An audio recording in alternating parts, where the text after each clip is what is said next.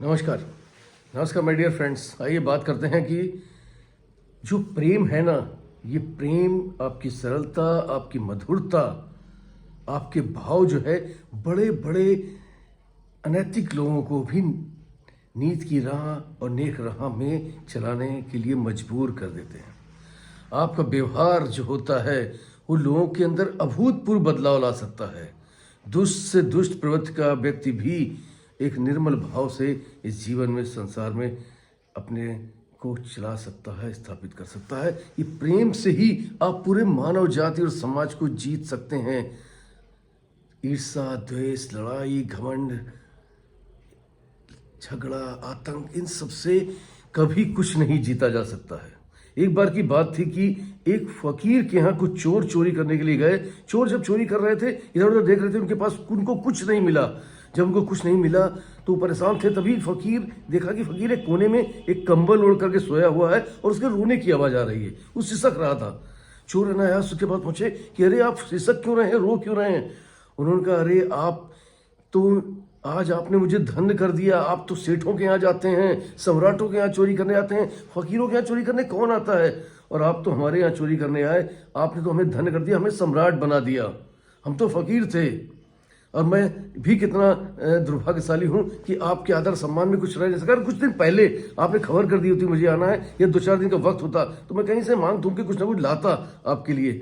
आपने बताइए इतना कष्ट किया और मैं आपको कुछ दे नहीं पा रहा हूँ। लेकिन मेरे पास ये कंबल है, कृपया करके कंबल जरूर ले लीजिए, इनकार मत करिएगा। आप आए हैं और ये मेरे सम्मान में, मेरे भाव के लिए, मेरी संतुष्टि के लिए कृपया ऐसे ग्रहण करिए।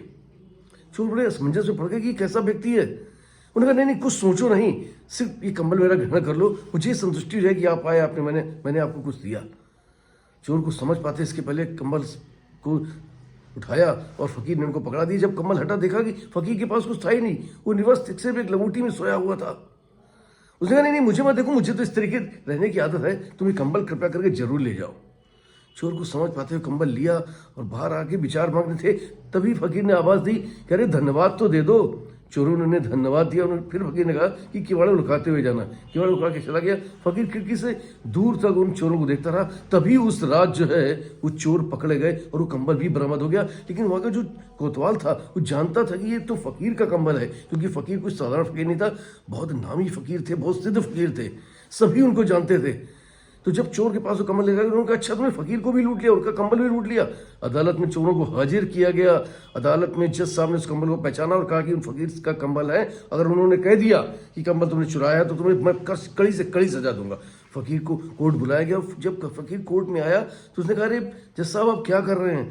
अरे ये तो बहुत सज्जन व्यक्ति हैं, इनको आप अनायास ही सजा करके कटघरे में खड़ा किए हुए हैं। ये कंबल जो है मैंने इनको दिया था और इन्होंने मुझे धन्यवाद दिया था। मैंने इन्हें कंबल दिया और इन्होंने मुझे धन्यवाद दिया, बात बराबर हो गई। अब ये इस तरीके की चोरी है, इस तरीके की सजा कहाँ? कृपया इन्हें रिहा कर दीजिए। फकीर की बात थी, फकीर की बात का मान था। जब सामने उन्हें रिहा कर दिया, जैसे रिहा किया, चोर जो है अनायास आंसू धारा बहाते हुए फकीर के चरणों में गिर पड़े और उन्होंने कहा कि आप तो भगवान ये क्या कर दिया, आप मुझे अपना शिष्य बना लीजिए, मुझे दीक्षित कीजिए। फकीर ने कहा तुम्हें दीक्षित करने के लिए तो मैंने कंबल दिया था। इस कंबल में मेरी जीवन भर की तपस्या थी। इस कंबल में मेरे एक एक शब्द, एक एक दिव्य वाक्य था। इसे कहाँ तुम ग्रहण करके ले जा सकते थे? इसको तो लेके मेरे पास आना ही था। चलो कोई बात नहीं, चोर बन करके आए थे, आओ शिष्य बनकर चलो और इस संसार को नई दिशा दो। दोस्तों होता भी लाइफ में यही है। जो आपका प्रेम होता है, जो आपके भाव होते हैं, जो आपकी निर्मलता होती है, जो आपकी सादगी होती है, कभी कभी बड़े से बड़े दुष्ट व्यक्ति को भी परिवर्तित होने से रोक नहीं पाती। वो भी निर्मल भाव में आकर के आपके वशीभूत हो जाता है, आपका शिष्य हो जाता है। तो दोस्तों अपने अंदर के भाव और अपनी निर्मलता को जागृत करिए, अपने प्रेम को जागृत करिए। देखिए ये संसार कैसे आपके पीछे आता है। Wish you all the best. Thank you very much everybody. I love you. और फिर मिलूंगा किसी प्यारी कहानी थॉट साथ आपके दोस्त तब तक के लिए नमस्कार, याद दीजिए हर सुबह।